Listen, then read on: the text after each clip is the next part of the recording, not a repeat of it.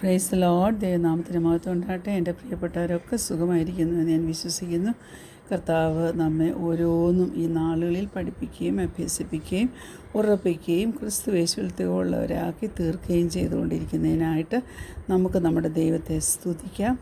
നാറ്റം വെച്ച് 4 ദിവസമായ ലാസറിനെ ഉയർപ്പിച്ച ദൈവം ഇന്നും നിർജ്ജീവമായി പോയി കിടക്കുന്ന അവസ്ഥകളിൽ നിന്ന് ജീവൻ പകരപ്പെട്ട നിത്യതയിലേക്ക് നമ്മളെ കരം പിടിച്ച് നടത്തുവാൻ അവൻ സർവശക്തനാണെന്ന് നമുക്ക് ഉറയ്ക്കാമേ.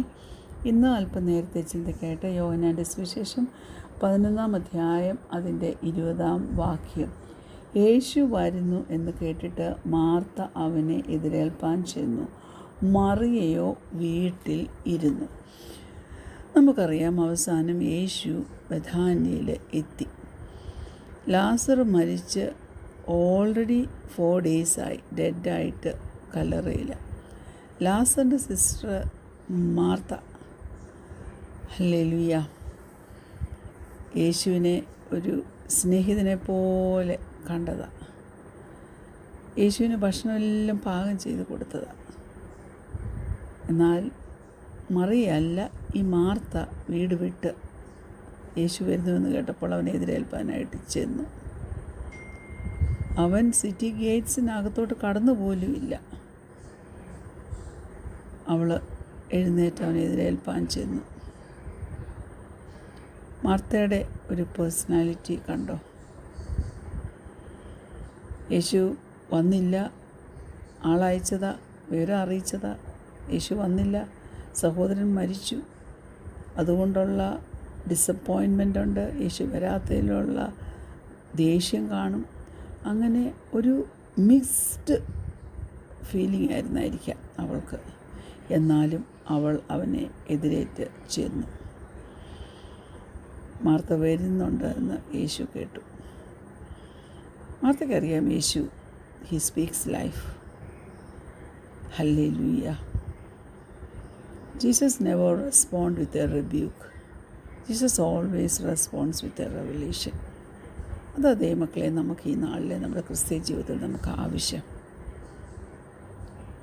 നമ്മുടെ ഏറ്റവും മെസ്സിയസ്റ്റായിട്ടുള്ള സമയത്തിൽ, നമ്മുടെ ഇമോഷൻസും സാഹചര്യവും പോലും അൺഹോളിയാണെന്ന് നമുക്ക് തന്നെ തോന്നുന്ന സമയത്ത്, അങ്ങനെയുള്ളപ്പോൾ പോലും നമുക്ക് എഴുന്നേറ്റ് ആ യേശു കർത്താവിൻ്റെ അടുക്കിലേക്ക് ചെല്ലുവാനുള്ള സ്വാതന്ത്ര്യം നമുക്കുണ്ട്. മാർത്തയ്ക്ക് യേശുവിനെ അറിയാം, അവനെ ഒരു സ്നേഹിതനായിട്ടറിയാം, ഒരു ശക്തിയുള്ള രക്ഷകനായിട്ടറിയാം. തനിക്ക് നേരത്തെ വന്ന് തൻ്റെ സഹോദരനെ രക്ഷിക്കാൻ കഴിയാമായിരുന്നു എന്നുള്ള ചിന്ത അവളെ ഭരിക്കുന്നുണ്ട്. പക്ഷേ യേശു വന്നില്ല, ലാസർ മരിച്ചു. ജീസസ് എന്തുകൊണ്ട് ആ സമയത്ത് വന്നില്ല? വളരെ ഡെസ്പറേറ്റായിട്ട് യേശു വരുമെന്ന് അവൾ ആഗ്രഹിച്ചു കാണും, പക്ഷെ വന്നില്ല. അതുകൊണ്ട് ചില ഫോൾസ് തിയോളജിയുടെയൊക്കെ മാസ്കിൻ്റെ പുറകിൽ ഒളിച്ചിരിക്കാൻ അവൾക്ക് കഴിഞ്ഞില്ല. അവളുടെ വീട്ടിലെ യേശു എത്തുന്നതിന് മുമ്പ് മാർത്ത യേശുവിനെ എതിരേൽപ്പാൻ ചെന്നു. അവനെ മീറ്റ് ചെയ്യാൻ തക്കവണ്ണം അവൾ ചെന്നു. അവൾ സത്യസന്ധയായി യേശുവിനോട് അവളുടെ ഹൃദയം തുറന്നു. അവൾ എന്തുവാ പറഞ്ഞത്? കർത്താവേ, നീ ഇവിടെ ഉണ്ടായിരുന്നുവെങ്കിൽ എൻ്റെ സഹോദരൻ മരിക്കയില്ലായിരുന്നു. പക്ഷേ അവളൊരു കാര്യം കൂടെ കൂട്ടിച്ചേർത്ത് പറഞ്ഞു, ഇപ്പോഴും നീ ദൈവത്തോട് എന്തപേക്ഷിച്ചാലും ദൈവം നിനക്ക് തരുമെന്ന് ഞാൻ അറിയുന്നു എന്ന് പറഞ്ഞു. കണ്ടോ അവളുടെ ഡിസപ്പോയിൻമെൻറ്റ് ആ സെൻറ്റൻസിൽ ക്ലിയർ അല്ലേ? Martha tells it as if is, but she also softens in the presence of love. ഈ പാസേജ് നമ്മൾ നോക്കുകയാണെങ്കിൽ ഈ ഭാഗങ്ങൾ, ഈ വേദഭാഗങ്ങൾ ലൂക്കോസിൻ്റെ സുവിശേഷം 11-ാം അധ്യായത്തിലാണല്ലോ ലാസർ മരിച്ചതും ഉയർത്തെഴുന്നേറ്റതും എല്ലാം പറയുന്നത്. അപ്പോൾ ഈ വാക്യശകലങ്ങളിൽ 20-21 താഴോട്ടുള്ള ഒരു ഏകദേശം 27 വരെയുള്ള വാക്യങ്ങളിൽ നമ്മൾ വായിക്കുമ്പോൾ അവിടെ നിന്ന് 2 കാര്യം യേശു കർത്താവ് നമ്മെ പഠിപ്പിക്കുന്നുണ്ട്. അതെന്തുവാന്ന് വെച്ചാൽ, നമ്മൾ സത്യമായി ഫേസ് ചെയ്യുന്ന ആ റിയാലിറ്റി, അത് കൈകാര്യം ചെയ്യാൻ നാം യേശുവിനെ അനുവദിക്കണം. അല്ലാതൊരു അഭിനയത്തിൻ്റെ ഒരു സൂപ്പർഫിഷ്യൽ പ്ലേസ് അവിടെ ഉണ്ടാവാനിടയായിരുന്നു. നമ്മൾ ഹോണസ്റ്റ് ആണെങ്കിൽ, വൾണറബിൾ ആണെങ്കിൽ, ദൈവത്തിൻ്റെ കൃപയെ നാം ക്ഷണിക്കുകയാണെങ്കിൽ, കർത്താവിന് തൻ്റെ പ്രവൃത്തി ആരംഭിച്ച് നമുക്ക് വേണ്ടി ചില റെസ്റ്റോറേഷനും ചില ഹീലിങ്ങും ഒക്കെ ചെയ്തു തരാൻ കഴിയുമെന്ന് നീ വിശ്വസിക്കുന്നുവെങ്കിൽ നീ അവനെ അതിലേക്ക് ഇൻവൈറ്റ് ചെയ്യണം.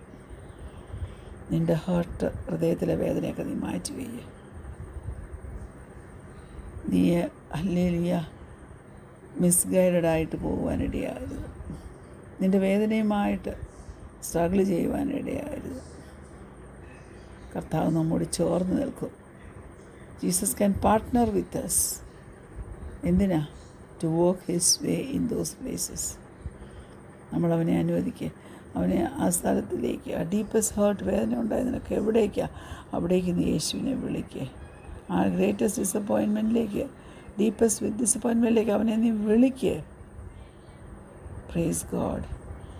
കൃപ അവിടെ ഉണ്ടാകും കേട്ടോ.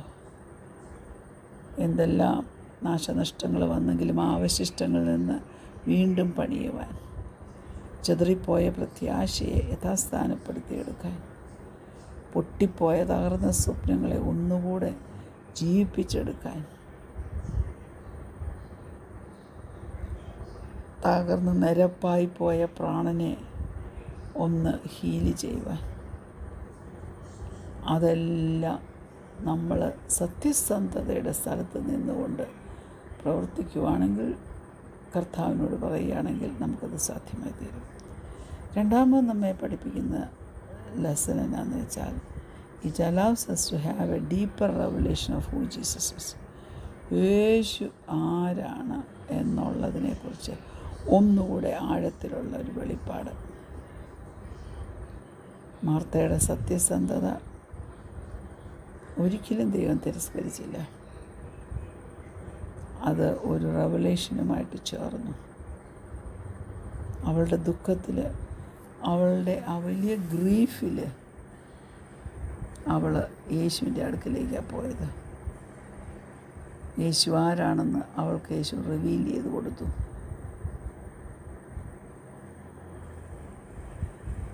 ഞാൻ പറയട്ടെ, യോഹന്നാൻ്റെ സുവിശേഷത്തിൽ നമ്മൾ 7 ഐ ആം സേയിങ്സ്, അതായത് ഞാനാകുന്നു, അതായത് ഞാൻ മുന്തിരിവള്ളിയാകുന്നു, ഞാൻ വാതിലാകുന്നു, ഞാൻ നല്ല ഇടയനാകുന്നു, ഇങ്ങനെ 7 വിധത്തിൽ ഐ ആം സേയിങ്സ് ഉണ്ട്. I am Jesus, I am the resurrection and life.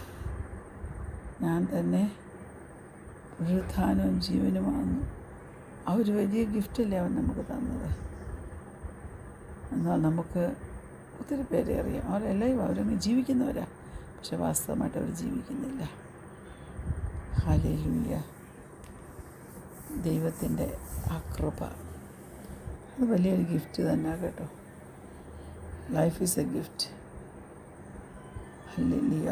യേശു കർത്താവുമായിട്ട് നിത്യത ചെലവഴിക്കുന്നതിനുള്ള ആ ഉയർപ്പ്, അത് ഇതിലും മിറാക്കുലസ് ആയിട്ടുള്ള ഗിഫ്റ്റ് അല്ലേ? നമ്മുടെ കാലം അങ്ങ് കഴിയും, എന്നാൽ നമ്മുടെ നിത്യത നമ്മളിവിടെ ചെലവഴിക്കുമെന്നുള്ള ഒരു വലിയ ബോധ്യം നമുക്ക് വേണം. ഈ എർത്ത്ലി റിലമിൽ നിന്ന്